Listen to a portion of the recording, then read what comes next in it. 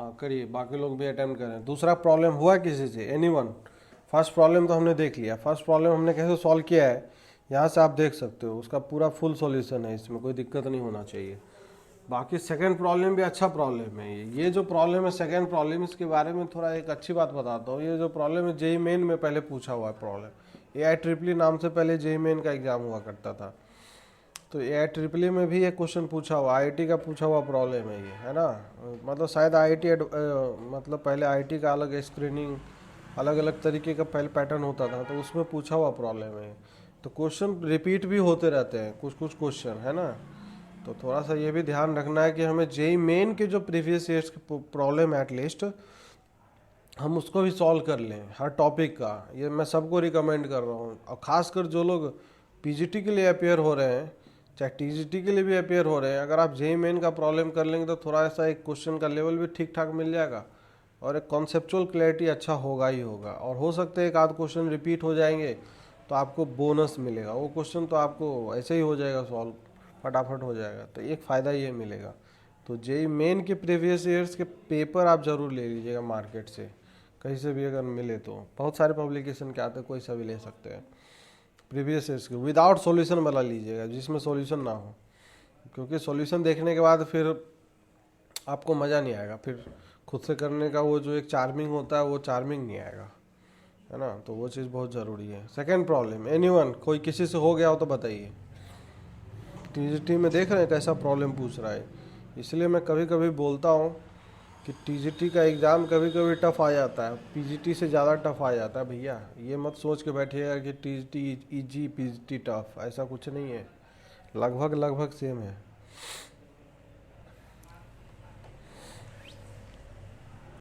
अब यहाँ पे देखते हैं इस वाले में, अब a suppose a comma b comma c are in A P, और ये दूसरा इन्फॉर्मेशन है a square b square c square are in G P, ये इन्फॉर्मेशन दिया हुआ है। तो अब यहाँ से अगर देखें तो इस इन्फॉर्मेशन को हम कैसे यूज करेंगे या कैसे सॉल्व करेंगे, वो चीज़ को समझना है। जैसे अगर बात करते हैं, सबसे पहला चीज़ कि ए कॉमा बी कॉमा सी, ए कॉमा बी कॉमा सी, मैं लिख रहा हूँ इसलिए थोड़ा टाइम लगेगा मुझे, क्योंकि मुझे समझाना भी रहता है। तो एपी में दिया हुआ है ना, तो एपी में दिया हुआ है। अब एपी में दिया हुआ है तो यहाँ से झट से एक कंडीशन आएगा अपने पास, उस कंडीशन का हम यूज कर सकते हैं। वो कंडीशन क्या होगा, that is to be equal to a plus of c. तो ये एपी में होने का कंडीशन सेटिस्फाइड हो गया। नाउ एक और ये रिलेशन दिया हुआ है कि a square b square and c square ये जीपी में है। तो जीपी में है तो बीच वाले का स्क्वायर, जैसा कि मैंने पहले बताया था, तो ये b की पावर 4 इक्वल टू क्या, फर्स्ट एंड लास्ट हो जाएगा, ए स्क्वायर सी स्क्वायर हो जाएगा। तो यहाँ से दो रिलेशन आएंगे निकल के, देखना यहाँ पे। तो बी स्क्वायर इक्वल टू एक तो ए सी आ जाएगा, और दूसरा b square equal to minus of a c आएगा, है ना। ये चीज़ें हैं। अब ये जो रिलेशंस आए हैं उससे रिलेशन का यूज़ करें, और साथ साथ एक गिवन रिलेशन ये भी है, गिवन रिलेशन है कि ए प्लस बी प्लस सी, इसका जो वैल्यू है दिस इज इक्वल टू 3/2 है। तो 3/2 है। अब यहाँ से ए प्लस सी का वैल्यू अगर इस इक्वेशन में रखेंगे तो a plus c equal to 2b, यहाँ देखिएगा यहाँ पे, तो ये चीज़ 2b हो जाएगा, 2b प्लस और b दिस इज 3b हो जाएगा, 3b इक्वल टू 3/2 आ जाएगा। तो यहाँ से एक हमें एक इन्फॉर्मेशन तो फटाक से पता चल गया, that is b equal to 1/2। तो b का वैल्यू 1/2 आ गया, है ना। तो b का वैल्यू 1/2 अब यहाँ पे अगर रखते हैं इस इक्वेशन में, तो यहाँ से AC का वैल्यू एक तो या तो 1/4 आएगा, या दूसरे तरफ अगर देखें तो इधर की तरफ AC का जो वैल्यू है this is equal to minus of 1/4 आया है। अब ये जो रिलेशंस आए हैं ना, इसी रिलेशन का हमें एक्चुअली में इस्तेमाल करना है। और साथ ही साथ अगर b का वैल्यू 1/2 है तो b का वैल्यू 1/2 अगर इस इक्वेशन में रख दें यहाँ पे इधर, तो यहाँ से और भी ये थोड़ा सा सिंप्लीफाई हो जाएगा। तो दैट इज ए प्लस सी का जो वैल्यू है इक्वल टू 1 आ जाएगा। अब हमें क्या किसको इसको देखना है, इसको देखना, और इधर जो निकल के आए ये दोनों इसको देखना है। तो ये दो केस है, तो दोनों केस को मैं अलग अलग डील करता हूँ। तो केस 1 यहाँ पे समझिए, दोनों बातें समझना पड़ेगा। अब केस 1 जैसे ए सी का जो वैल्यू है दिस इज इक्वल टू 1/4 है, तो ए सी का वैल्यू 1/4, और केस 2 जब ए सी का value this is minus of 1/4 है। अब हमें निकालना किसका वैल्यू था, तो निकालना था यहाँ पे किसका वैल्यू निकालना था, ए का ना। तो ए का वैल्यू निकालना था तो यहाँ पे देखते हैं, तो ए सी का वैल्यू हम क्यों नहीं ए के फॉर्म में यहाँ पे रख ले, तो सी इक्वल टू यहाँ पे रखेंगे तो 1/4 ए आ जाएगा। तो इस इक्वेशन में अब रख लेंगे यहाँ पे, तो ये इक्वेशन जो हो जाएगा this is a plus of 1/4 a, this is equal to 1 आएगा, है ना। अब यहाँ से अगर यूज करेंगे, यहाँ से भी देख सकते हैं, तो c equal to minus of 1/4 है, तो माइनस ऑफ 1/4 है, तो इस इक्वेशन में रखेंगे तो यहाँ से क्या आ जाएगा, दिस इज ए, इस इक्वेशन में यहाँ पे रखते हैं, यहाँ पे इधर वाले में, तो a माइनस ऑफ 1/4 है, दिस इज इक्वल टू क्या आ जाएगा, दिस इज 1 आ जाएगा। अच्छा, दोनों को आप सॉल्व करते हैं, इधर से क्या आएगा, इधर से क्या आएगा, तो यहाँ से आ जाएगा this is 4a square minus of 4a plus of 1 is equal to 0। तो क्या यहाँ पे एक चीज़ दिख रहा है क्या, 2a माइनस ऑफ 1 का होल स्क्वायर लिखा है ये, दिस इज इक्वल टू 0, तो a का वैल्यू 1/2 आ जाएगा। तो क्या ये पॉसिबल है, ये पॉसिबल नहीं होगा, क्योंकि a का वैल्यू 1/2 होगा तो यहाँ पे ऑलरेडी b का भी वैल्यू निकल चुका है, देखना इधर, तो b का वैल्यू 1/2 था, लेकिन क्वेश्चन में एक इन्फॉर्मेशन और दिया है, ये जो इन्फॉर्मेशन है इधर खोपचे में जो लिखा हुआ है a is less then b is less then c, तो इसका मतलब ये है कि जब a less than b less than c है तो ये तो इक्वल वाला कंडीशन है, तो इसीलिए ये वाला जो केस है दिस विल बी रिजेक्टेड, ये रिजेक्ट हो जाएगा। अब नाउ जो दूसरा केस है इससे आंसर आएगा अपना, तो यहाँ से अगर इसको सॉल्व करेंगे तो 4a square minus of 4a minus of 1 equal to 0, तो इस यहाँ से अगर a का वैल्यू निकाले तो a equal to 4 plus minus this is b square minus of 4ac, तो ये कितना आएगा, b square that is 16 plus of 16 आ जाएगा ना, 16 प्लस ऑफ 16 डिवाइडेड बाई क्या आएगा, b स्क्वायर माइनस माइनस, हाँ ठीक है, बाई 2a मतलब 8 आ जाएगा। अब यहाँ 16 प्लस 16 कितना हो जाएगा, दैट इज 16 बाहर ले सकते हैं तो 4 बाहर आ जाएगा, तो यहाँ से जो a का वैल्यू 4 कैंसिल आउट हो जाएगा, तो 1 प्लस माइनस √2/2 आ जाएगा। तो यहाँ से अब देख सकते हैं आंसर क्या आएगा, a का वैल्यू 1/2 प्लस 1/√2 हो जाएगा, या ऐसा होगा a equal to 1/2 minus of 1/√2। तो देखते हैं दोनों में से कौन सा ऑप्शन है। अब ज़्यादा स्पेसिफिकली हमें वेरीफाई करने की ज़रूरत नहीं है, यहाँ से भी काम हो जाएगा। तो ऑप्शन नंबर डी है। तो देख रहे हैं आप कितना, अब इसका कोई शॉर्टकट भी नहीं है कि बता सकते यही एक तरीका है इसको सॉल्व कर, क्योंकि आईआईटी का प्रॉब्लम पूछ लिया था। अब ये पूछ लिया था तो अब क्या कर सकते हैं, टीजीटी 2004 में प्रॉब्लम रिपीट भी करता है, ये भी ध्यान रखिएगा टीजीटी पीजीटी में कई बार। तो ये हो गया दूसरा प्रॉब्लम का सॉल्यूशन। नाउ थर्ड प्रॉब्लम भी पहले पूछा गया है, ये थर्ड प्रॉब्लम भी पहले ही किस ईयर में पूछा है मुझे एग्जैक्टली पता नहीं है, लेकिन किसी ईयर में पूछा गया क्वेश्चन। हाँ, अब इसको यहाँ पे मैं वापस से रखता हूँ, अब इसको सॉल्व करते हैं। चलिए टाइम दे सॉल्व करने के लिए, टाइम देते हैं थोड़ा सा, सब लोग सॉल्व करिए इसको ना, हो सकता है टाइम कम मिला हो, सब लोग सॉल्व करिए फिर अटेम्प्ट करते, फिर डिस्कस करते तो अच्छा भी लगेगा। करिए सब लोग, सभी लोग करिए। तो let us solve this problem. तो यहाँ पे अगर देखा जाए तो A B C are in G P, एक एक लाइन को पढ़ेंगे और एक एक चीज़ को अच्छे से करेंगे, है ना, तो उसको समझेंगे। सबसे पहले a comma b comma c are in G P है, ठीक बात है भैया। तो हम बताए थे 3 नंबर जब भी जी पी में हो तो झट से एक रिलेशन आ जाएगा, बी स्क्वायर इक्वल टू ए सी। तो ये रिलेशन आपके पास आ गया, ठीक है, हो गया इसका काम खत्म। दूसरे लाइन का बोला जा रहा है। अब ये देखिए क्वाड्रेटिक से थोड़ा मिक्स किया है इस क्वेश्चन को कि a x square plus of b x 2bx plus of c equal to 0, और बोला जा रहा है एंड एक इक्वेशन है D X square plus of 2ex plus of F this is equal to 0। दोनों में एक कॉमन रूट है, कॉमन रूट वाले कई सारे क्वेश्चन हमने करवाए हैं, बहुत सारे क्वेश्चन, अलग से एक टॉपिक ही बताया था हमने क्वाड्रेटिक के ऊपर। अगर जिन्होंने नहीं देखा है क्वाड्रेटिक का लेक्चर जाके देखिए, उसको समझिए, काफ़ी 10-11 लेक्चर है और ये बहुत इंपॉर्टेंट प्लेस रखता है क्वाड्रेटिक इक्वेशन अपने पूरे मैथ्स के अंदर। उसका एप्लीकेशन हर जगह है, कोऑर्डिनेट ज्योमेट्री से लेके कैलकुलस से लेके हर जगह दिखाई देगा। तो अब यहाँ पे जैसे ये जो इक्वेशन है, इस इक्वेशन के बारे में पहले थोड़ा सा ध्यान दें। अगर तो बी स्क्वायर इक्वल टू जैसे ए सी है, इसका डिस्क्रिमिनेंट अगर चेक करें ना डी इक्वल टू, तो यहाँ से 4b square minus of 4ac, तो यहाँ से 4 अगर कॉमन ले ले तो B square minus of a सी, तो बी स्क्वायर इक्वल टू ए सी है, इसका मतलब क्या है, इसका डी इक्वल टू 0 है। तो इसका डी इक्वल टू 0 है, इसका मतलब रूट्स इसके क्या होंगे, this equation is having equal roots, equal root है इसके, है ना। ये इक्वल रूट है। अगर हम इसमें थोड़ा सा टेक्निकली, हल्का सा अगर टेक्निकली एक थोड़ा सा चेंज करेगा, रूट का वैल्यू अगर निकालना हो तो रूट का वैल्यू भी निकाल सकते हैं हम। रूट का वैल्यू भी अगर निकालना हो, जैसे यहाँ से b को अगर under root of a c लिख दे, b equal to under root of a c इस इक्वेशन में, तो यही इक्वेशन हमें क्या दिखाई देगा, a x square plus of 2 times of under root of a c x plus of c. यहाँ से भी समझ में आएगा कि इक्वल रूट है। देखिए कैसे, इक्वल टू 0। अगर हम ध्यान से देखें ना तो एक परफेक्ट स्क्वायर नंबर है ये। देखिए कैसे, ये root of a x plus of this is root of c, इसका होल स्क्वायर लिखा हुआ है, दिस इज इक्वल टू 0। तो अब यहाँ से देखिए ए प्लस बी का होल स्क्वायर ओपन करेंगे तो यही आएगा।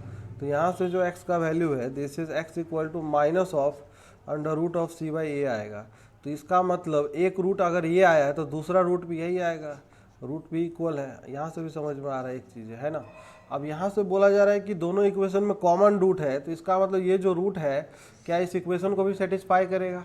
तो ये इस इक्वेशन में हम सेटिस्फाई करवा देते हैं, है ना। तो इसको सेटिस्फाई करवाते हैं इस इक्वेशन में, दिस इज सेटिस्फाइंग। तो ये सेटिस्फाई करवाएंगे तो ये जो एक्सप्रेशन है, ये एक्सप्रेशन हमें क्या दिखाई देगा, दिस इज डी, एक्स की जगह ये सी बाई ए आ जाएगा और फिर प्लस 2e और ये minus of root C by A plus of F, this is equal to 0 आएगा, है ना। तो यहाँ से ये जो इक्वेशन है, this equation is what, this is D C by A minus of, ये माइनस टाइम्स है, ये माइनस है, तो ये हो जाएगा minus times 2e root of C by. थोड़ा सा सही से मैं लिख रहा हूँ, फिर मैनिपुलेशन करूँगा इसमें। अब जो क्वेश्चन में इंफॉर्मेशन पूछ रहा है हम उसके अकॉर्डिंग चलेंगे, ऐसा नहीं कि कुछ भी मैनिपुलेट कर रहे हैं। अब यहाँ से डी बाई ए का वैल्यू, यहाँ देखिए इधर क्वेश्चन में ये डी बाई ए पूछ रहा था ना, डी बाई ए चाहिए था हमें, एक साथ डी बाई ए चाहिए, तो डी बाई ए को एक तरफ रखेंगे, तो बाकी इसके साथ जो यहाँ पे सी क्या कर रहा है भाई, तो सी कुछ नहीं कर रहा है, सी को हटाएंगे, सी को यहाँ से हटाएंगे तो मतलब डिवाइड करना पड़ेगा। तो डिवाइड करेंगे तो ये इक्वेशन हमें दिखाई देगा, this is d by A minus of 2e और ये c आ जाएगा और this is root c upon में root of A plus of f by c, this is equal to 0। अब रूट सी से c कैंसिल आउट होगा, ऊपर से रूट सी, तो ये नीचे में रूट सी आएगा, तो ये इक्वेशन बन जाएगा, this is d by A minus of 2e under root of a c आ जाएगा plus of f by c, this is equal to 0। अब वापस से इस रिलेशन को देखिए, यहाँ से इस रिलेशन को वापस हम इसमें यूज करने वाले हैं, यहाँ पे रखने वाले हैं। तो b का वैल्यू रूट सी है, क्योंकि हमें रिलेशन रूट में नहीं चाहिए, हमें रिलेशन रूट से इंडिपेंडेंट चाहिए। तो यहाँ पे रखेंगे तो ये जो रिलेशन है, this is d by A minus of 2e और इसके जगह b आ जाएगा plus of f by c, this is equal to 0।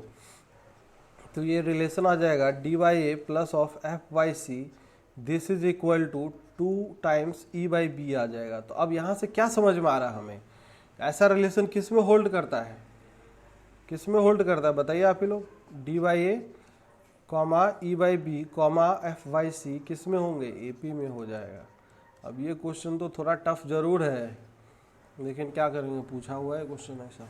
तो ऐसे क्वेश्चन को हम इसलिए वीवीआई में डाल देते हैं, अलग से इंपॉर्टेंट क्वेश्चन है, एग्जाम के टाइम पे हम देख के जाएंगे। 2-4 बार प्रैक्टिस करेंगे तो आदत भी बनेगा, मैथ कैसे सॉल्व किया जाता है, कैसे क्या किया जाता है, उसका थोड़ा सा आदत बनेगा। आदत, मैथमेटिक्स एक आदत है, जो उसको करता रहेगा उसको मज़ा आएगा, जो नहीं करेगा अचानक से जंग लगा हुआ छोड़ देगा, 2-4 साल हो गया, अचानक से करने बैठेगा उसको इतना टफ लगेगा कि छोड़ छाड़ कर भाग जाएगा, भाई कभी मन नहीं लगेगा करने में। और जब तक मैथ में मन नहीं लगाएंगे हम, एग्ज़ाम क्रैक नहीं होने वाला। कंपटीशन, कट थ्रोट कंपटीशन जिसको बोलते हैं, वो कंपटीशन है भैया, है ना। तो ये थोड़ा सा ध्यान रखिए। 1 सेकंड में थोड़ा सा पावर बैटरी का लैपटॉप का कनेक्ट कर देते हैं, बैटरी इसका अंदर चला गया है।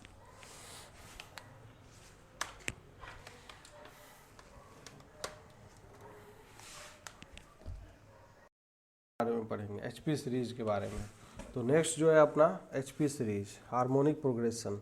तो इसमें ज़्यादा कुछ नहीं है, बस ये हल्का एक ही 2 लाइन याद रखना है इसमें, है ना, हार्मोनिक प्रोग्रेशन। तो इसके बाद हम थोड़ा स्पेशल सीरीज पे आएंगे, हार्मोनिक प्रोग्रेशन,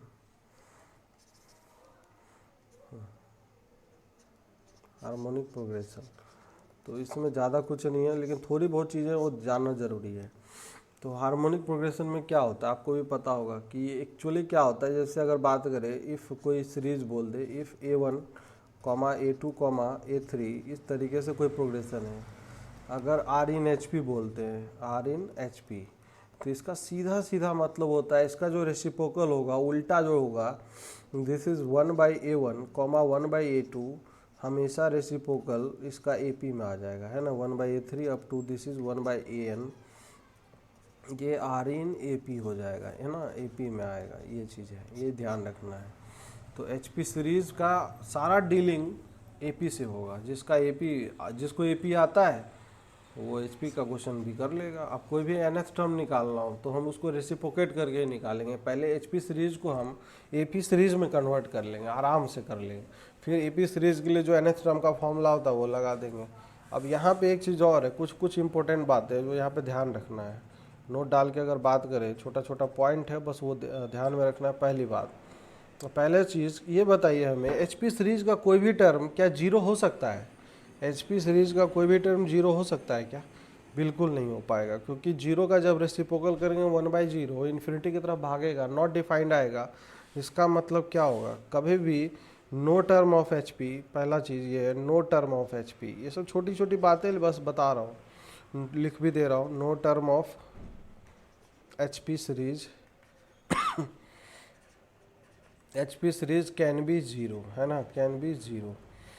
पहली बात ये है। दूसरा चीज़ ये है, HP सीरीज के लिए सम का कोई फॉर्मूला नहीं होता। There is no formula, there is no formula, no formula to find sum of HP series, sum of HP series. HP series का सम निकालने का कोई फॉर्मूला नहीं होता सम निकालने का। तो इसलिए इसमें जो बात किया जाता है ना, nth टर्म से रिलेटेड बात किया जाएगा। जैसे पहला टर्म, दूसरा टर्म कुछ कुछ दे देगा, ये 50वां टर्म निकालो, 20वां टर्म निकालो, कुछ निकालो, ये सभी पूछेगा। सम कभी नहीं पूछेगा HP सीरीज का। हाँ, उसके टर्म्स का रेसिप्रोकल का सम पूछ सकता है, क्योंकि रेसिप्रोकल करेंगे तो AP में आ जाएगा। अब AP का सम तो होता ही है। तो ये चीज़ है, ये दो बातें हैं जो ध्यान से रखना है। बाकी इसमें कुछ ऐसा तोप चीज़ नहीं है कि बिल्कुल किया नहीं जा सकता, है ना। तो हार्मोनिक प्रोग्रेशन में है। अब इसमें थोड़ा सा हार्मोनिक मीन भी चर्चा कर ही लेते हैं, फिर क्वेश्चन कर लेंगे हम। जैसे हार्मोनिक मीन के बारे में बात करें, तो हार्मोनिक मीन का भी वही कॉन्सेप्ट है जैसा कि अर्थमेटिक मीन में हमने पढ़ा था, फिर उसके बाद हमने देखा था ज्योमेट्रिक मीन में, तो वही कॉन्सेप्ट यहाँ पे भी लगेगा, है ना। जैसे अगर बात करें कि inserting n harmonic means between A and B, दो नंबर है, उसके बीच में एन हार्मोनिक मीन इंसर्ट करने हैं। तो हार्मोनिक मीन्स इंसर्ट करने का क्या मतलब है, जैसे A और B है। अब यहाँ पे अगर बात करें जैसे H1, H2, H3 up to HN, ये सब इसके हार्मोनिक मीन इंसर्ट किए, एन हार्मोनिक मीन इंसर्ट किए गए। तो इसका मतलब होगा ये सब RN एक HP हो जाएगा, एक नया HP सीरीज क्रिएट करेगा। तो इसका झट से जो कैलकुलेशन होगा ना, हम HP से कोई कैलकुलेशन नहीं करेंगे, हम सब उल्टा कर लेंगे। मतलब 1/A, 1/H1, 1/H2, 1/F2HN, इसका जो वैल्यू है दिस इज़ 1/B। ये किस में हो जाएगा, R इन AP हो जाएगा। अब AP से सारा डीलिंग होगा, इसका AP से ही सब कुछ होगा। अब जैसे AP के लिए होता था, तो AP सीरीज़ के लिए अब हमें कैलकुलेशन कैसे करते थे, याद करिए। जैसे AP सीरीज़ के लिए सबसे पहले हम क्या करते थे, कॉमन डिफरेंस निकालते थे। तो कॉमन डिफरेंस निकालने के लिए क्या करते थे, कुछ फॉर्मूला याद है।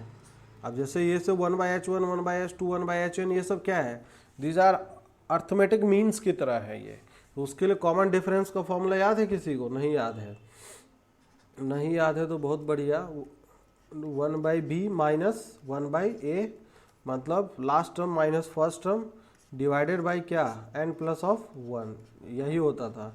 ये सब बाय हार्ट याद कर लीजिए। A minus B divided by, नीचे हो जाएगा A into B into this is n+1 हो जाएगा। होगा कि नहीं होगा? अब ये जो D का वैल्यू आ गया तो कोई नहीं, 1/H1 अगर पूछ ले तो वो भी निकाल लेंगे। 1/H1 equal to 1/A plus of D हो जाएगा। फिर नेक्स्ट अगर बात करें तो 1/H2 is equal to 1/A plus of 2D हो जाएगा। होगा कि नहीं? फिर ऐसे ही 1/hn अगर बात करें तो this will be equal to 1/a plus of N D हो जाएगा। ये गलती होता है, n-1d लोग कर देते हैं। नहीं, ये चीज़ नहीं करना। मैं बार बार ये चीज़ शुरू से बताते आ रहा हूँ कि ये गलती नहीं करना है। हाँ, अब इसमें जो है ना एक चीज़, जो रिजल्ट आएगा सम निकालने के लिए पूछेगा, मतलब 1/h1 plus of 1/h2 plus of 1/h3 up to 1/hn, इस सब का सम अगर निकाले 1/hn, तो इसका सम अगर निकालेंगे तो 1/a 1/a 1/n/a हो जाएगा। तो अब यहाँ पे ये चीज़ हो जाएगा 1 + 2 + 3 up to n times of t, ये सम एक आएगा, है ना।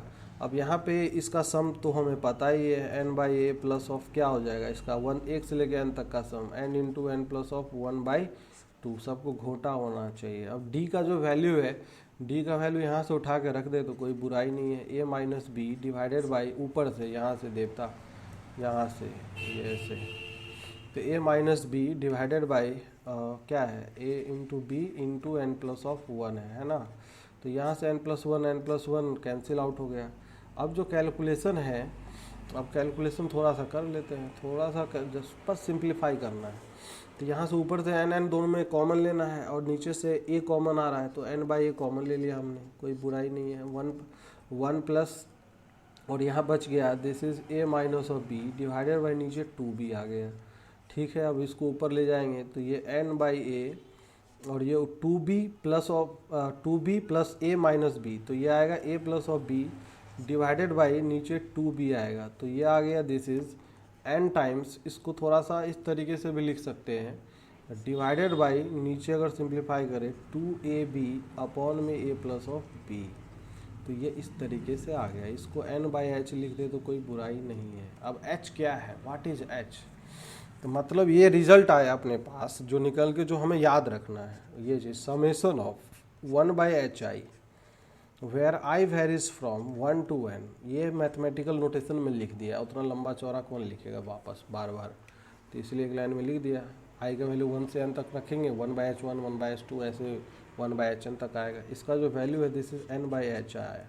तो remember this is important, exam में डायरेक्टली ये पूछ सकता है ना, कि find the sum of reciprocals of the harmonic means, that is equal to n/h। वहाँ पे h क्या है, where h is what, h is क्या है, single harmonic mean between a and b के बीच में एक सिंगल हार्मोनिक मीन है h। तो h का वैल्यू क्या था, जैसे दो नंबर है a और b, तो हार्मोनिक मीन अगर निकालना उसके बीच का, तो उसके बीच का हार्मोनिक मीन निकालने का मतलब क्या है कि अगर जैसे यहाँ पे मैं समझा रहा हूँ, तो इस ये जो एक नंबर डालेंगे अगर मान लो, तो ये HP एक नया HP सीरीज क्रिएट करेगा, है ना। तो इसका रेसिप्रोकल करेंगे तो 1/a, 1/h, 1/b, ये किस में होगा, AP में हो जाएगा। अब AP में अगर है तो AP का प्रॉपर्टी यूज कर लेंगे, 2/h equal to sir 1/a plus of 1/b हो जाएगा। तो यहाँ से h का वैल्यू निकालेंगे ना, तो वही आएगा 2ab अपॉन में a प्लस b आएगा। सब लोग निकाल के देख सकते हैं, उसमें कोई बुराई नहीं है ना। तो इस तरीके से हम कर सकते हैं, याद रख सकते हैं। ये रिजल्ट याद रखना बहुत ज़रूरी है, यही सेम रिजल्ट याद करिए, बाकी इसमें भी होता था, याद करो। सब लोग पुराना थोड़ा रिकॉल करते हैं कि हम बताए थे सारे अर्थमेटिक मीन्स का सम का फॉर्मूला क्या था, a1 plus of a2 plus of a3। अगर n अर्थमेटिक मीन इंसर्ट करते हैं तो ये किसके इक्वल आया था बताइए सब लोग, n टाइम्स ऑफ, हेलो, अरे देवता सब सो गए क्या, ये हमें लग रहा है सब सो गए, पता नहीं कहाँ गए। हेलो,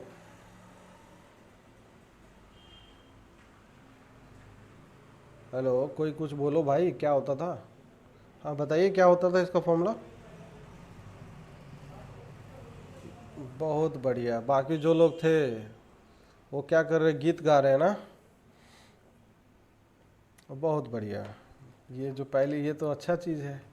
बाकी बाकी जो बाकी जो लोग थे वो क्या है यार, वो लोग कहाँ बता, डी कुमार जी आप बताइए। हेलो, पता नहीं, ये चले घूमने टहलने। अरे सुनील मौर्य जी आप बताइए। अरे भैया इतना पढ़ाने का, इतना बकबक करने का क्या फ़ायदा है अगर आप पढ़ ही नहीं रहे हो, याद ही नहीं है चीज़ें तो। ये एन टाइम्स ऑफ ए होता था, where a is what, single arithmetic mean between a and b, a और बी के बीच में सिंगल अर्थमेटिक मीन होता था। तो ये N times of A plus B by two आता था। अब फिर इसी तरीके का एक रिजल्ट और था, ज्योमेट्रिक मीन का प्रोडक्ट बताया था, G1 into G2 into G3 up to Gn, इसका जो प्रोडक्ट था, इसका प्रोडक्ट किसके इक्वल आया था? अब ये भी नहीं पता होगा सर, ये g की पावर n आया था, where g is what, single geometric mean between a and b। तो g का वैल्यू होता था under root of A B, और यहाँ a का वैल्यू क्या हो जाएगा, a plus B by two. तो ऐसा ये भी रिजल्ट है। तो ये जो तीन रिजल्ट हैं, तीनों याद रखिए ना भाई। ऐसा थोड़ा है कि एक चीज़ पढ़ रहे हैं तो बाकी चीज़ को हम भूल जाएंगे। सब चीज़ दिमाग में होना चाहिए, आगे पीछे सब लिंक बैठा के रखना पड़ेगा, तभी एक्चुअली हमें फ़ायदा मिलेगा। नहीं तो मैथ बहुत पेशेंस का गेम है, और हर जितना चीज़ें याद रहेगा उतना एग्ज़ाम में हमें कंफर्ट महसूस होगा, जल्दी क्वेश्चन सॉल्व होगा। एक मिनट में एक क्वेश्चन, यार एक क्वेश्चन भी एक मिनट के लिए, एक क्वेश्चन के लिए एक मिनट भी टाइम नहीं मिलता कायदे से अगर देखें तो। और बाकी आप लोग याद ही नहीं रख रहे हैं चीज़ें, ऐसे कैसे काम चलेगा, है ना। तो ये चीज़ है भैया, एक रिजल्ट है हार्मोनिक मीन के ऊपर। ये रिजल्ट कम से कम याद रखिएगा सभी लोग। कम 1/hi इक्वल टू n/h, सारे अर्थमेटिक मीन का सम na, सारे ज्योमेट्रिक मीन का प्रोडक्ट g की पावर n। तो ये सब मैं बता बता के थक गया हूँ। अब कितना एक ही चीज़ को बार बार बोला जाए, उससे कोई फ़ायदा नहीं होगा, कितना बार बोले। तो वही चीज़ है, याद नहीं रखेंगे तो कैसे काम चलेगा। सबसे लोग भूल जाते हैं भाई, पढ़ाया हुआ चीज़ अगर भूल जाएंगे इस प्रकार से, तो फिर तो हमें लग रहा है कि मुश्किल होगी आगे चल के, आपको खुद ही थोड़ा तकलीफ़ होगा। अब जैसे एक क्वेश्चन करते हैं छोटा सा, राइट डाउन, एकदम छोटा सा लल्लू टाइप का प्रॉब्लम। जैसे एज फॉर एग्जांपल ये दिया हुआ है कि if for a HP series, ये फॉर HP सीरीज, एक HP सीरीज है जिसके लिए दिया हुआ है it's third term is 6 and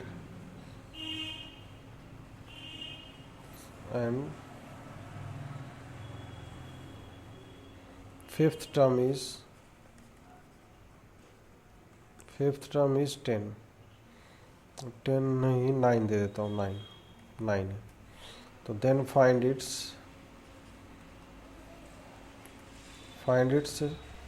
second term निकालिए, फटाफट निकालिए, यही सब क्वेश्चन पूछेगा, सिंपल सब लोग का आंसर आना चाहिए। निकालिए, सभी लोग निकालिए। तो पहले वाले, अगर पहला प्रॉब्लम हो गया हो तो दूसरे पे आप मूव कर सकते हैं, दूसरा भी कोशिश कर सकते हैं, है ना। सॉल्यूशन ऑफ फर्स्ट प्रॉब्लम देखना हो तो देखिए। जैसे HP सीरीज के लिए बोला जा रहा है ना थर्ड टर्म, तो हम इस क्वेश्चन को एट ए टाइम AP में कन्वर्ट कर लेंगे, ऐसे समझ लेंगे कि 4 AP सीरीज, ऐसे क्वेश्चन ही हम फ्रेम कर लेंगे दूसरे में, 4 AP सीरीज। तो AP के लिए T3 जो हो जाएगा इसका रेसिप्रोकल हो जाएगा, दैट इज़ 1/6 हो जाएगा। एंड अगर बात करें फिर फिफ्थ टर्म, तो T5 का जो वैल्यू है दैट इज इक्वल टू 1/9 हो जाएगा, है ना, इस तरीके से। तो T5 इक्वल टू 1/9। तो ये दो इन्फॉर्मेशन दिया हुआ है, तो इसके हमें कैलकुलेट कर रहे हैं क्या, T सेकेंड टर्म कैलकुलेट करना है। तो T सेकेंड टर्म का वैल्यू अब निकालेंगे। तो T सेकेंड का कैलकुलेशन अब कैसे करेंगे वो चीज़ देखना है।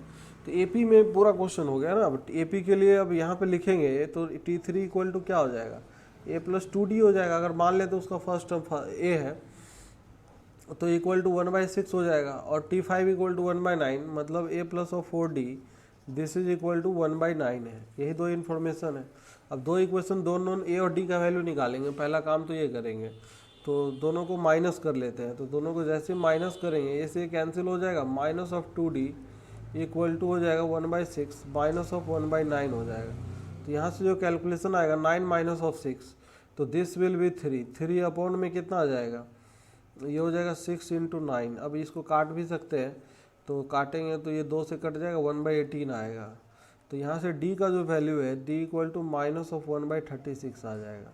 तो डी का वैल्यू आगे निकल के इस एपी सीरीज के लिए। अब डी का वैल्यू हम किसी एक में रख देते हैं, पहले वाले में रख देते हैं, लेट्स सपोज दैट। तो यहाँ पे हो जाएगा a minus of 1/18 is equal to 1/6 हो जाएगा। तो यहाँ से जो कैलकुलेशन बता रहा है that is a equal to 1/18 plus of 1/6 आ जाएगा। तो यहाँ से कैलकुलेशन ऊपर 3 देंगे, 3 + 1 4, 4/18 आ जाएगा। तो 4/18 का कैलकुलेशन हो जाएगा 2/9 आ जाएगा। तो यहाँ पे a का वैल्यू भी आ गया। अब a और d दोनों पता है, जैसे a का वैल्यू 2/9 आ गया। यहाँ पे मैं फिर से एक बार लिख देता हूँ। तो अब हमें जो चाहिए सेकेंड टर्म चाहिए था ना, तो t2 इक्वल टू क्या हो जाएगा, t2 इक्वल टू आ जाएगा दिस इज a + d होगा AP के लिए। तो हो जाएगा 2/9 माइनस 1/36। तो यहाँ से 4 से ऊपर नीचे मल्टीप्लाई 8, 8 - 1 दैट इज 7, 7/36। तो लेकिन अब ये आंसर भी हो सकता ऑप्शन में दे दे। तो ये जो आंसर आया है ये एपी का सेकेंड टर्म आया है एपी के लिए। तो एचपी के लिए अब इसी आंसर को हम कन्वर्ट कर सकते हैं। तो एचपी के लिए इसका रेसिप्रोकल कर देंगे। तो एचपी का सेकेंड टर्म चाहिए था ना, तो एचपी का जो सेकेंड टर्म होगा दैट इज इक्वल टू 36/7 हो जाएगा। This will be the answer, final answer. तो हमने देखा यहाँ पे एचपी के लिए क्या है, नाम के लिए एचपी था। तो उसका ये बात दिमाग में बिठा लेना है इस बात को कि हमें एचपी के लिए अगर कुछ भी कैलकुलेशन पूछे, तो एचपी के लिए कुछ भी कैलकुलेशन अगर पूछे तो वो हमें सीधा ईपी में कन्वर्ट कर लेना है सारे क्वेश्चन को। टर्म को रेसिप्रोकेट कर देंगे, उल्टा कर देंगे। अब एपी के लिए nth टर्म का सारा फॉर्मूला पता होता है, एवरीथिंग पता होता है। अब बस आंसर निकाल के फिर से वापस एचपी में चले जाएंगे। तो ये है इसका फंडा। इसीलिए मैंने ये क्वेश्चन दिया था कि बस एक बार थोड़ा सा रिकॉल हो जाए, ये गलती ना करें। बाकी सेकंड क्वेश्चन सब लोग अटेम्प्ट करिए। सेकंड क्वेश्चन में क्या आंसर आ रहा है, दिया हुआ है a is a fix real number. ये कोई फिक्स रियल नंबर है सच दैट ये रिलेशन है a minus x upon p x, a minus y upon q y equal to a minus z upon r z. And साथ साथ दिया हुआ है if a comma p comma Q comma r in A P. तो हमें बताना है x Y Z किस में होगा, ए पी में होगा, जी पी में होगा, एच पी में होगा, ए जी पी में होगा। इसी प्रकार के क्वेश्चन आप बिल्कुल एग्जाम में एक्सपेक्ट कर सकते हैं, पूछा जा सकता है ना। तो करिए सभी लोग इस क्वेश्चन को अटेम्प्ट करिए, फिर मैं इसको भी डिस्कस करता हूँ। मैथमेटिकल करना है तो मैं क्या बोला अभी, इस चीज़ को ना जैसे इक्वल टू के मान लीजिए, इसको पूरे रेशियो दिया हुआ ना, तो एक साथ तो डील कर नहीं पाएंगे। मान लेते हैं तीनों रेशियो के बराबर है, बराबर ये सब। अब जैसे हम इसको यूज़ करते हैं फर्स्ट एंड इस रेशियो को, तो यहाँ से हम क्या करेंगे, जैसे a minus of x divided by p x equal to k, तो इसको इस तरफ ले जाएंगे। तो यहाँ से a minus of x equal to क्या हो जाएगा, ये k into p k p x हो जाएगा। अब x का वैल्यू अगर यहाँ से निकालना हो तो निकाल सकते हैं ना। x का वैल्यू क्या आ जाएगा, a अपॉन के पी प्लस ऑफ 1 आ जाएगा। अब कॉमन सेंस अगर काम करता हो, सबके पास तो है ही कॉमन सेंस, तो y का सिमिलर वैल्यू y का आएगा ना, क्या आ जाएगा, a अपॉन में पे क्यू प्लस 1। एग्जाम में यही कॉमन सेंस चाहिए होता है। अब z का वैल्यू a अपॉन में क्या आएगा, के आर प्लस ऑफ 1 आ जाएगा, है कि नहीं। अब ये जो बोला जा रहा है, देखिए बात यहाँ समझिए। अब एपी का भी प्रॉपर्टी हमने बताया था, अब सब कुछ बताया था। अब जो क्वेश्चन में इंफॉर्मेशन गिवन है उसका यूज करेंगे हम। तो क्वेश्चन में इंफॉर्मेशन गिवन है, गिवन ये है कि P comma Q comma R क्या दिया हुआ है, P comma Q comma R AP में है। अगर हम इससे इस फॉर्मेट का इक्वेशन हम क्रिएट कर सकते हैं क्या, बिल्कुल कर सकते हैं। तो अगर हमने बताया था किसी कांस्टेंट से अगर मल्टीप्लाई करते हैं तो स्टिल वो एपी में ही रहता है। तो के से सब में चिपका देते हैं, के पी के क्यू और के आर होगा ना, ये किस में रहेगा, एपी में ही रहेगा। अब फिर किसी कांस्टेंट का एडिशन करते हैं फिर भी एपी में रहेगा। तो हाँ बिल्कुल, के पी प्लस 1 और फिर क्या हो जाएगा, के क्यू प्लस 1 और फिर क्या हो जाएगा, के आर प्लस ऑफ 1। अभी भी किस में आएगा, एपी में ही आएगा। आएगा कि नहीं आएगा। अब यहाँ अब हाँ बिल्कुल, अब ए से किसी कांस्टेंट से फिर से डिवाइड करते हैं, एपी में ही रहेगा। मतलब के पी प्लस 1 बाई ए, फिर के क्यू प्लस 1 बाई ए और फिर k r plus of 1 divided by a, ये किस में है, एपी में ही है। अब इसका अगर इसमें देखें रिलेशन कुछ दिख रहा है क्या, क्या है, ये उल्टा है ना ये। इसको रेसिप्रोकेट अगर करेंगे तो ए अपॉन में के पी प्लस ऑफ 1 और ए अपॉन में के Q plus of 1 and A upon में के आर प्लस ऑफ 1, जैसे ही उल्टा करेंगे किस में आ जाएगा, एच पी में आ जाएगा। तो मतलब X comma Y comma Z किस में है सर, एच पी में। ख़त्म हो गया कहानी, कोई दिक्कत है क्या? तो ऐसे ही करना था क्वेश्चन, इसमें कुछ एक्स्ट्रा दिमाग नहीं लगाना था। तो आंसर जो हो जाएगा, आंसर विल बी सी हो जाएगा ना, इसमें कोई दिक्कत नहीं। तो इसी प्रकार के क्वेश्चन उम्मीद कर सकते हैं एग्ज़ाम में मतलब आएगा। जैसे एक आध क्वेश्चन अगर हो तो मैं और भी बात करता हूँ। तो अच्छा चलिए मैं आगे डिस्कस करता हूँ। क्वेश्चन तो बहुत सारे मिल जाएंगे ऐप पे, आपको डेली क्वेश्चन प्रैक्टिस करने हैं सभी लोग। मैं फिर से एक बार बता दे रहा हूँ। आवाज़ आ रही है हमारी? हेलो, आवाज़ आ रही है? हाँ हाँ। तो ये अपना ऐप है सेलेक्ट एकेडमी ऐप, ठीक है। मैं सबको, जो भी नए लोग हैं मैं उनको बता दे रहा हूँ। सेलेक्ट एकेडमी नाम से आप गूगल प्ले पे सर्च करेंगे, ठीक है, तो बिल्कुल आपको पहले नंबर पे आ जाएगा। लोगो जो है ग्रुप का वो दिखा देगा, तो उसको डाउनलोड कर लीजिएगा। उसमें जो टीजीटी या पीजीटी जिसके लिए भी आप तैयारी कर रहे हैं, अलग अलग कोर्सेज डिजाइन किए गए हैं। तो उसमें हम टेस्ट डालते हैं डेली। आज का जैसे लेक्चर होगा तो ये लेक्चर नंबर 6 है ना, तो सीरीज़ का लेक्चर नंबर 6 से एसोसिएटेड ये 10 क्वेश्चन होंगे।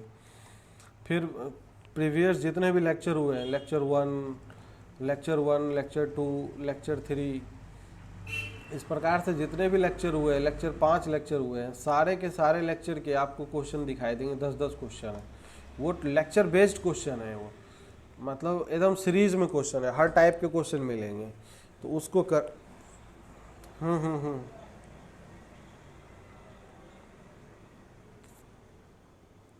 अभी तो देखिए, जो पिछला कुछ लेक्चर का रिकॉर्डिंग मैंने यूट्यूब पे डाल दिया है। अब 2-3 लेक्चर का तो मिल जाएगा, बाकी पहले रिकॉर्डिंग नहीं हो पा रहा था, कुछ इशू हो रहा था। तो अब बाकी का पीडीएफ आपको मिल जाएगा, जो भी लेक्चर में जो चीज़ चलता है ना, जैसे क्वेश्चन आंसर है, तो इसी का जैसे जो स्क्रीन आपको दिख रहा है, इसका पीडीएफ आपको ग्रुप में दिख जाएगा। जो ग्रुप है ना टेलीग्राम वाला, हाँ, उसी ग्रुप में उससे एसोसिएटेड एक चैनल होगा, उसी ग्रुप से एसोसिएटेड चैनल है। तो उस चैनल, हाँ हाँ हाँ, तो उसमें, हाँ, डिस्कशन ग्रुप से एसोसिएटेड एक चैनल है। तो उस पर आपको सारा सीरीज में मिल जाएगा, जो भी है सर्च करिए, ग्रुप में भी दिखाई देगा। खैर ग्रुप में भी रिमूव थोड़े होता है, वो रहता है, उसमें भी है। तो सर्च करेंगे, आप ऊपर स्क्रॉल करके करते हुए जाएंगे, सबका पीडीएफ मिल जाएगा। सारे प्रीवियस ईयर्स लेक्चर, प्रीवियस जितने हैं लेक्चर सारे, सबका पीडीएफ मिल जाएगा। उसमें से आप क्वेश्चन कर लीजिए, जो कंटेंट है सब कुछ उसमें दिखाई देगा, एग्जाम्पल्स, क्वेश्चन वगैरह एवरीथिंग उसमें है। बाकी आप ऐप पे जाके डेली का डेली क्वेश्चन प्रैक्टिस करिए, ये बहुत ज़रूरी है। ये इसलिए डिज़ाइन किया गया, इसका नाम भी मैंने चेंज कर दिया है। इसका नाम दे दिया है मैंने अलग से, 10 मिनट 10 क्वेश्चन चैलेंज करके दे दिया है। ये जानबूझ के इस टाइप का नाम दिया है कि लोग उसको चैलेंज की तरह ले, क्योंकि एग्ज़ाम भी एक अपने आप में क्या है, चैलेंज ही तो है। 10 मिनट में अगर हम 10 क्वेश्चन नहीं कर पा रहे हैं तो हमें अचीव करने की कोशिश करना है, मतलब डेली आदत। हाँ, तो डेली आदत डालना है कि हमें, मतलब दिमाग पे प्रेशर पड़ेगा तभी आदत डलेगा ना। हाँ, एग्जाम में अचानक से कोई थोड़े तोप बन जाता है, एक दिन में कोई पैदल ले लिया 30 मार्क का, ऐसा नहीं होता। वो डे बाय डे सेव करना होगा अपने आप को, उस माहौल में ढालना पड़ेगा। तो डेली सुबह शाम लेक्चर मिला के 20 क्वेश्चन हो जाते हैं। तो 20-20 क्वेश्चन का भी अगर आदत हम डालते हैं डेली का डेली, तो हम एक कुछ समय बाद हमारे अंदर एक अच्छा चेंज लाएगा वो, और आप बिल्कुल आदत बन जाएगा उस तरीके से। और टेस्ट देने के बाद एक उसका सॉल्यूशन भी तो रहता है, तो आपका कॉन्सेप्ट भी तो मजबूत होता जाएगा लेक्चर बेसिस पे सब कुछ। ये बहुत ज़रूरी पार्ट है पढ़ाई का, और उसको बहुत सीरियस होकर देना है। ऐसा नहीं कि सर ने बोला है तो एक बार हाँ बस ऐसे ऐसे स्वाइप कर देते, कोई देखने वाला है नहीं। तो ये बहुत ज़रूरी चीज़ है ना। अगर इसको आप करते रहिए डेली, देखिए एंड में आपको बहुत अच्छा रिजल्ट मिलेगा। जो लोग कर रहे हैं मैं जान रहा हूँ ना कि उसको कितना अच्छा रिजल्ट, अच्छा महसूस होगा। क्वेश्चन होने लग जाएंगे उससे, किसी भी प्रकार के क्वेश्चन होने लग जाएंगे। ओके, मैं छोड़ता कुछ नहीं हूँ, लगभग हर तरीके की चीज़ को डिस्कस कर ही देता हूँ, तो उसमें कोई दिक्कत नहीं है। तो खैर चलिए आगे हम डिस्कस करते हैं। तो एपी जीपी एचपी के बारे में थोड़ा थोड़ा हमने जान लिया है। अब बाकी आगे जो हम डिस्कस करने वाले हैं, that is arithmetic mean and geometric mean के बारे में बात करेंगे। जैसे relation between arithmetic mean, geometric mean and harmonic mean. तो ये relation between, this is relation between AM, GM, AM, GM and HM, AM, GM and HM। हाँ, तो ये जो चीज़ है, सबसे पहली बात 2 नंबर से स्टार्ट करेंगे। तो इस चीज़ को समझने से पहले अगर मान लेते हैं A, B are two positive number, are two positive number, 2 positive number बहुत इंपॉर्टेंट लाइन है, यही हिंट देता है कि हमें AM, GM लगाना है या नहीं। तो सबसे पहले इस 2 नंबर का अगर अर्थमेटिक मीन लिखेंगे तो अर्थमेटिक मीन 2 नंबर का क्या होता है, A+B/2। 2 नंबर का ज्योमेट्रिक मीन अगर लिखते हैं तो ज्योमेट्रिक मीन हो जाएगा √AB, या इसी को लिखेंगे तो AB की पावर में कितना 1/2 हो जाएगा। हार्मोनिक मीन अगर लिखेंगे तो अभी अभी बताया 2 नंबर का हार्मोनिक मीन 2AB अपॉन में ये चीज़ A+B हो जाएगा। ये चीज़ लिखने आना चाहिए। अगर मान लेते हैं 3 नंबर है, let suppose that ABC are 3 positive number है, ABC आर 3 पॉजिटिव नंबर्स, तो इसका अर्थमेटिक मीन लिखने आना चाहिए। तो अर्थमेटिक मीन हो जाएगा A+B+C divided by 3। Geometric mean अगर लिखेंगे तो ये हो जाएगा A×B×C, इसका पावर 1/3। हार्मोनिक मीन अगर लिखेंगे तो ये हो जाएगा 3 अपॉन में 1/A, 1/B एंड 1/C। इस तरीके से लिखते हैं। तो पहले तो यही पता होना चाहिए कि कैसे लिखते हैं। इसमें भी अगर उस फॉर्मेट में देखें तो सब दिखाई देगा। एक्चुअली में ये ऐसा था, 2 अपॉन में 1/A प्लस 1/B था। इसको सिंप्लीफाई करेंगे वापस से वही मिल जाएगा। तो यहाँ पे अब 4 नंबर हो, 5 नंबर हो तो यहाँ 4 हो जाएगा, यहाँ 1/4 हो जाएगा, यहाँ 4 हो जाएगा। इस प्रकार से लिखने आना चाहिए। ये पॉजिटिव नंबर मैं बार बार बोल रहा हूँ, ठीक है ना, ये बहुत इंपॉर्टेंट लाइन है। अब यहाँ से अगर बात करते हैं तो इसका एप्लीकेशन क्या है, रिलेशन क्या है, व्हाट इज़ द रिलेशन। तो रिलेशन ये होता है कि जैसे अगर बात करें, यहाँ पे समझिएगा इस चीज़ को, ये जो कॉन्सेप्ट है व्हाट इज़ द रिलेशन। तो रिलेशन यहाँ पे होता है कि अर्थमेटिक मीन जो होता है AM is greater than equal to geometric mean is greater than और इक्वल टू हार्मोनिक मीन। मतलब कोई भी नंबर पॉजिटिव नंबर का ग्रुप दिया हो, ये किसका आवाज़ कर रहा है, हेलो, एक सेकेंड थे कि arithmetic mean is greater than equal to geometric mean is greater than equal to harmonic mean. ये जो रिलेशन है, this relation is very important. अब ये जो रिलेशन है ना, अब इस रिलेशन का एनालिसिस इंपॉर्टेंट है। What is the complete analysis of this statement. तो कोई भी नंबर का ग्रुप अगर होगा, पॉजिटिव नंबर का ग्रुप होगा, तो उसका अर्थमेटिक मीन निकालेंगे, ज्योमेट्रिक मीन निकालेंगे और हार्मोनिक मीन अगर निकालेंगे तो सबसे ग्रेटेस्ट आएगा अर्थमेटिक मीन, फिर सबसे स्मॉलेस्ट आएगा हार्मोनिक मीन और बीच में होगा इसका ज्योमेट्रिक मीन। कहने का ये मतलब है, इसका जो फील है ये फीलिंग है। अब ये कैसे आएगा, किधर से आएगा, उस चीज़ को हम थोड़ा समझ लेते हैं। उससे भी पहले हम एक चीज़ समझते हैं। एक चीज़ क्या समझते हैं कि जैसे 2 नंबर है A, B, C है। तो यहाँ पे एक कॉन्सेप्ट है, छोटा सा कॉन्सेप्ट समझ लेते हैं। तो अभी अभी हमने लिखा है A का वैल्यू क्या था, A का वैल्यू था A+B/2। अरे 3 नंबर का लिख दिया, हाँ। अब यहाँ पे 2 नंबर है, मान लेते हैं ये 2 नंबर है। तो इसका अर्थमेटिक मीन अगर लिखेंगे तो A+B/2 हो जाएगा। अब यहाँ से इसका ज्योमेट्रिक मीन लिखेंगे तो ये अंडर रूट में AB आ जाएगा। इसका हार्मोनिक मीन लिखेंगे तो ये चीज़ हो जाएगा 2AB by this is A plus of B आएगा, है ना। अब इसमें क्या है, एक चीज़ समझने की बात कि ये जो 3 नंबर होते हैं ना A, G और H, ये खुद एक GP में होते हैं, R/GP होते हैं। ये R/GP एक GP सीरीज भी बनाता है। ये इंपॉर्टेंट बात है, ये यही पूछ लेता है कई बार, तो एग्ज़ाम वगैरह में सीधा सीधा यही पूछ लेगा। अब ये कैसे GP में है सर, आप करके देख लो कि ये चीज़ सेटिस्फाइड है कि नहीं। कि GP में अगर होगा तो बीच वाले का स्क्वायर, G² का वैल्यू निकालेंगे तो AB आएगा सर। और यहाँ पे A/H का वैल्यू अगर निकालेंगे तो A का वैल्यू है A+B/2 और H का वैल्यू है this is 2AB by A plus of B है ना। तो यहाँ से A+B कैंसिल हो जाएगा और 2 से 2 कैंसिल हो जाएगा। तो ये जो वैल्यू है this is equal to AB आ गया। अब दोनों इक्वल है, तो दोनों इक्वल है तो इसका मतलब G² इक्वल टू क्या आ गया, AH आ गया।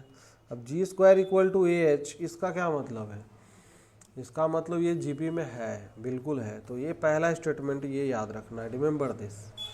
ये रिजल्ट है अपने आप में, इस रिजल्ट को याद रखेंगे, है ना, रिमेंबर, ये रिजल्ट याद रखेंगे। अगर कोई भी 2 नंबर दिया है तो उसका जो अर्थमेटिक मीन होगा, ज्योमेट्रिक मीन होगा, हार्मोनिक मीन होगा, तो वो एक जीपी में होते हैं, ठीक है ना, जीपी में आ जाएगा। अब यहाँ से अगर बात करें रिलेशन की बात करते हैं, तो कभी भी इनइक्वलिटी एस्टेब्लिश करना है, तो इनइक्वलिटी कैसे एस्टेब्लिश होता है कोई दो नंबर के बीच में, दो तरीके होते हैं, या तो डिफरेंस लेके देखेंगे या तो रेशियो लेके देखेंगे। तो हम डिफरेंस लेके कैलकुलेट करते हैं। जैसे a माइनस जी अगर कैलकुलेट करते हैं तो इसका वैल्यू क्या आएगा। अगर let suppose that a minus g का वैल्यू, अगर ये वैल्यू निकलने के बाद पॉजिटिव नंबर आ गया तो इसका मतलब ये भी पॉजिटिव होगा। अगर लेस देन जीरो आ गया तो वहाँ से भी हम पता कर सकते हैं। तो देखते हैं a माइनस जी का वैल्यू क्या आता है। ये a plus B by two minus of under root में ए बी है, इसको कैलकुलेट करते हैं। तो a plus b minus of two root a b आएगा डिवाइडेड बाई टू। अगर ऊपर ध्यान से देखें तो कुछ है, ये है एक्चुअली में root a minus of root b का whole square divided by two है ना। तो यहाँ से क्या दिख रहा है, ये होल स्क्वायर क्वांटिटी है। तो होल स्क्वायर क्वांटिटी हमेशा हमेशा क्या होता है, पॉजिटिव होता है सर। तो इसका मतलब a माइनस जी का जो वैल्यू होगा this is always greater than और इक्वल टू जीरो है। तो यहाँ से arithmetic mean is greater than equal to geometric mean आ गया, एक रिजल्ट तो आ गया खटाक से यहाँ से निकल के, है ना। तो ये बहुत ही इंपॉर्टेंट बात है, यही बात है एक्चुअली जो हमें समझना था। अच्छा, यहाँ पे इक्वलिटी कब होल्ड कर रहा है, व्हेन ये इक्वल टू जीरो कब होगा, यहाँ पे a इक्वल टू जी कब आएगा, हम ये पूछ रहे हैं। मतलब इक्वलिटी कब होल्ड करेगा ये भी जानना जरूरी है। इक्वलिटी कहाँ पे होल्ड करेगा, मतलब इक्वल टू कहाँ पे हो रहा है, arithmetic mean is equal to geometric mean कहाँ पे हो रहा है। तो इक्वलिटी होल्ड्स एट, कहाँ पे इक्वलिटी होल्ड कर रहा है, तो यहाँ पे इक्वल टू जब जीरो हो जा रहा है। तो इक्वल टू जीरो यहाँ पे जब होगा तो इसका मतलब ये जो क्वांटिटी है, ये क्वांटिटी यहाँ पे देखिए सब लोग यहाँ पे, तो ये क्वांटिटी जब जीरो हो जाएगा मतलब root a equal to root b, a equal to b हो जाएगा, है ना। तो जब नंबर इक्वल हो जाते हैं, जब नंबर इक्वल हो जाते हैं तो arithmetic mean, geometric mean, harmonic mean सब इक्वल होता है। अब जैसे ए ग्रेटर देन इक्वल टू जी आ गया, अब समझना है। तो अब यहाँ से एक चीज़ हमने ऊपर से देखा था कि ये जो क्वांटिटी है जी स्क्वायर इक्वल टू एच था। तो यहाँ से ए जैसे अगर देखें ए जी और एच किस में थे, जीपी में थे ना। तो यहाँ से रिलेशन क्या होगा, मतलब g by a equal to this is what, h by g हो जाएगा, रेशियो इक्वल होगा। अब जी बाई ए का वैल्यू क्या है, यहाँ से देखिए, यहाँ से जी बाई ए का वैल्यू इज लेस देन और इक्वल टू वन है ना। तो यहाँ पे रख देंगे तो इसका मतलब क्या निकल के आ रहा है, इसका मतलब एच बाई जी का जो वैल्यू है दिस इज लेस देन और इक्वल टू क्या आ गया, वन। तो यहाँ से इसको अगर उधर ट्रांसफर कर ले तो harmonic mean is less than equal to geometric mean आ गया। तो इस रिजल्ट को और इस दोनों रिजल्ट को कंबाइन कर ले, अगर हम इस दोनों को कंबाइन कर ले तो हमें ये क्या समझ में आ रहा है, हार्मोनिक मीन सबसे छोटा है, ज्योमेट्रिक मीन से भी छोटा है, और अर्थमेटिक मीन सबसे ग्रेटेस्ट है, और बीच में आएगा ये ज्योमेट्रिक मीन आएगा। तो यहाँ से जो कंबाइन करके रिजल्ट आ रहा है, जैसे arithmetic mean is greater than equal to geometric mean is greater than equal to harmonic mean, बस ये याद रखना है। और यहाँ पे इक्वलिटी कब होल्ड कर रहा है, इक्वलिटी फिर से मैं लिख दे रहा हूँ, equality holds at when the numbers are equal, मतलब ए इक्वल टू बी है। तो ये रिजल्ट सिर्फ अभी दो के लिए मैंने निकाल के बताया हूँ ना, this is a generalized result. ये सारे जनरल में ट्रू है, ये किसी भी नंबर के लिए ट्रू है, दो के लिए हो, तीन के लिए हो, चार के लिए हो, पाँच के लिए हो, है ना। तो above result holds for any number of positive numbers, है ना। एबव रिजल्ट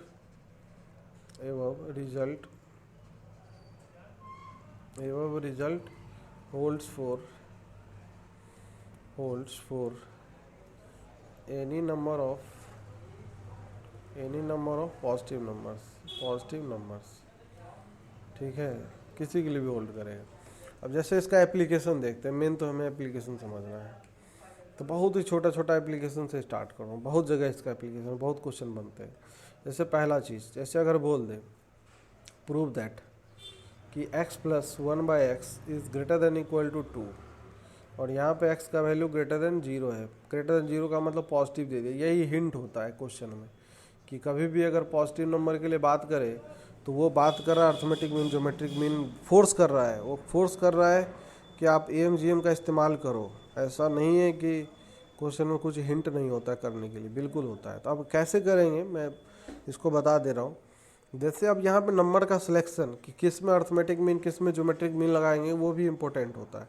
तो एक नंबर अगर x कंसीडर करें और एक नंबर 1/x, अगर x पॉजिटिव है तो 1/x भी पॉजिटिव होगा, तो बोथ आर ग्रेटर देन 0। तो इसका अर्थमेटिक मीन अगर निकालेंगे तो इसका arithmetic mean a equal to हो जाएगा x plus of 1/x divided by 2 हो जाएगा। इसका अगर ज्योमेट्रिक मीन निकालेंगे तो this will be x into 1/x की पावर में हो जाएगा, दिस इज़ 1/2। तो ये कट के सर x से x कट गया, ये 1 आ गया, तो मतलब 1 की पावर 1/2 1 आ गया। वो हम जानते हैं जो रिजल्ट होता है this is arithmetic mean is greater than और इक्वल टू ज्योमेट्रिक मीन। तो इसका मतलब x plus of 1/x by 2 is greater than equal to 1 हो जाएगा। अब यहाँ से 2 को अगर इस तरह ट्रांसफर कर ले तो x plus 1/x is greater than equal to 2 आ गया। तो बस यही चीज़ है। अब इसमें इक्वलिटी कहाँ होल्ड करेगा, तो इसमें इक्वलिटी होल्ड कहाँ पे करेगा वो भी समझना ज़रूरी है। इक्वलिटी होल्ड एट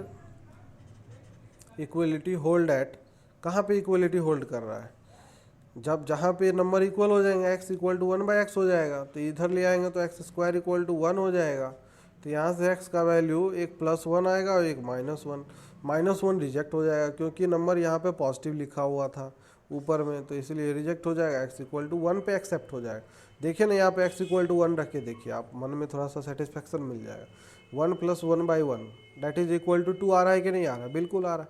बाकी 1 के अलावा कुछ भी रखेंगे तो वो ग्रेटर देन 2 आएगा। कुछ भी रख लें, चाहे बहुत बड़ा नंबर रखें चाहे बहुत छोटा नंबर रखें।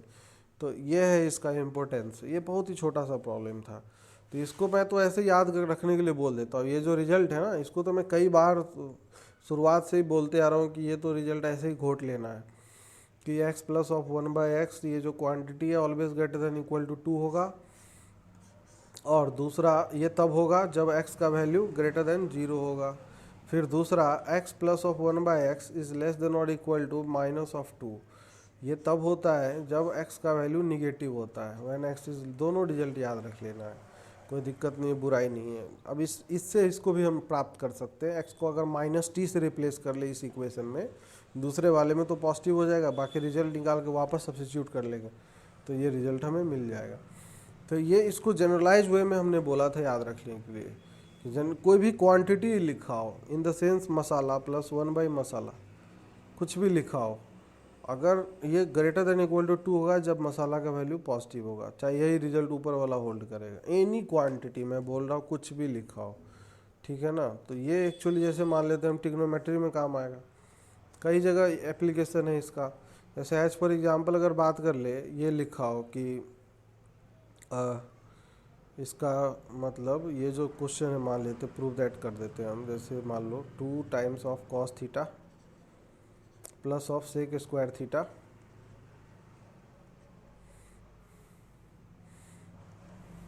प्लस ऑफ ये सेक स्क्वायर थीटा, ये क्वांटिटी लिखा है मान लेते हैं। सपोज दैट इसका रेंज क्या होगा, इसका रेंज मान लेते हैं अगर हमसे पूछ लिया जाए, निकालने के लिए कि इसका रेंज निकाल के बताओ कि find the range of this, find range of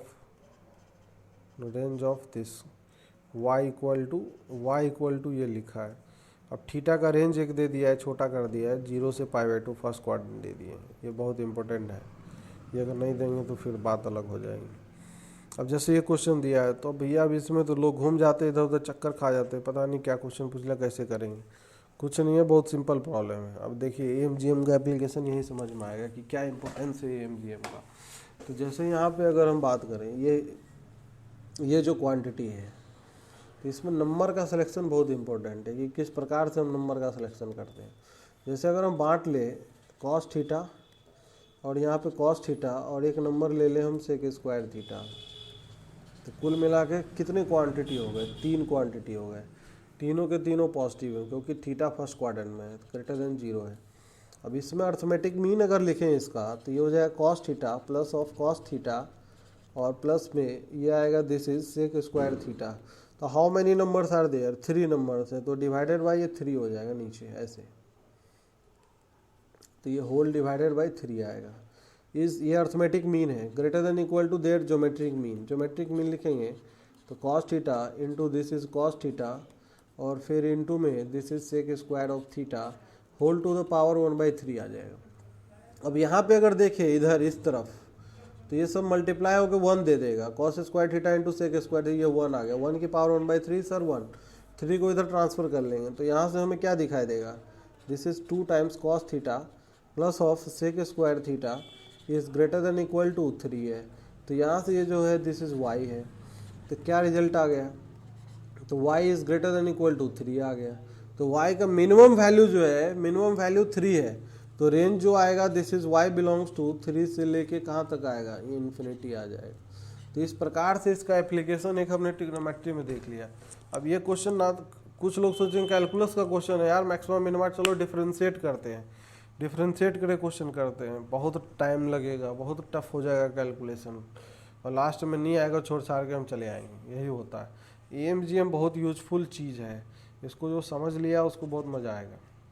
इसमें नंबर वैरायटी ऑफ क्वेश्चन बनते हैं, वैरायटी ऑफ एप्लीकेशन है। जैसे एक और एग्जांपल मैं लेता हूँ दूसरे टाइप का, मैं अलग अलग तरीके का एग्जांपल लेता रहूँगा। जैसे A, B, अगर ग्रेटर देन 0 दिया है, ठीक है, पॉजिटिव नंबर दिया है, तो हमें यह है कि प्रूव करना है, prove that A³ + B³ plus of C³ is greater than equal to 3ABC, है ना, 3ABC, ये प्रूव करना है। A³ + B³ + C³ is greater than equal to 3ABC। अब यहाँ पे अगर ऐसे अलजेब्रा से करें, अलजेब्रा से भी इस प्रॉब्लम को हम डील कर सकते हैं, नॉर्मल फैक्टराइजेशन वगैरह करके। दोनों तरीके का सॉल्यूशन मैं बताता हूँ, जिससे कि दोनों तरह का कॉन्सेप्ट पैदा हो और उसमें कुछ और सीखने के लिए मिल जाए हमें, है ना। तो देखिए, अगर बात करते हैं, जैसे अगर इसका फैक्टराइजेशन किसी को याद हो, A³ plus of B³ plus of C³ minus of 3ABC का क्लास 9-10th में पढ़ते हैं, याद है किसी को, क्या होता था? हाँ, A + B + C, बिल्कुल, हाँ बिल्कुल सही कह रहे हैं, A² B² C² minus of AB minus BC minus CA। लेकिन यहाँ से कुछ काम नहीं बनेगा, इसका एक भाई होता है, उसके भाई से काम बनेगा। इसका भाई होता है, जब 2 से ऊपर नीचे मल्टीप्लाई कर देंगे ना, तो ये एक्सप्रेशन हो जाएगा A + B + C/2, और ये अंदर में हो जाएगा this is 2A² plus of 2B² plus of 2C² minus of, हाँ बोलिए बोलिए बोलिए, बिल्कुल बोलिए, बिल्कुल बिल्कुल सही बात है, वही करने ही जा रहे हैं हम। तो ये हाँ, वहाँ पे किस लिए करवाया था, इसलिए करवाया था कि बार बार यूज़ होते रहता है, आपको याद है, बहुत अच्छी बात है ये। अब यहाँ से A² और यहाँ से B², ये सब क्वाड्रेटिक में भी मैं डिस्कस किया था, ये फैक्टराइजेशन बताया होगा, है ना, ये सब चीज़ें जो है।